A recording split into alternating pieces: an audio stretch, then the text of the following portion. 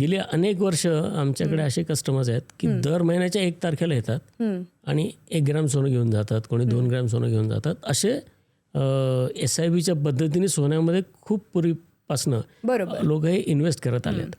आता सोन्याची इन्व्हेस्टमेंट करायची अनेक काय म्हणतात ऑप्शन्स आहेत. बरोबर. जसं फिजिकल गोल्ड आहेत, ETFs आहेत, SIP आहे, डिजिटल गोल्ड आहे.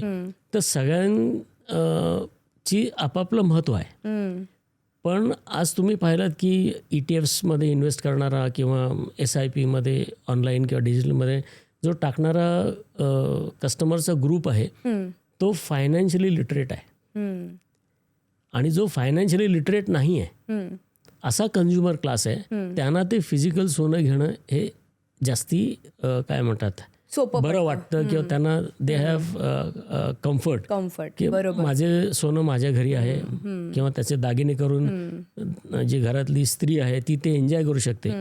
असं कुठलं दुसरं इन्व्हेस्टमेंटचं आहे की शेअर सर्टिफिकेट घालून तुम्ही काही मिळवू शकत नाही. सो इट हॅज ड्युअल काय म्हणतात बेनिफिट. दोन्ही गोष्टी आहेत त्याच्यात. तुम्ही त्याचा उपभोगही घेऊ शकता आणि ती इन्व्हेस्टमेंटही आहे. त्यामुळे अजूनही इवन यंगस्टर्स पण सोन्यामध्ये गुंतवणूक फिजिकल सोनं पण घेत आहेत.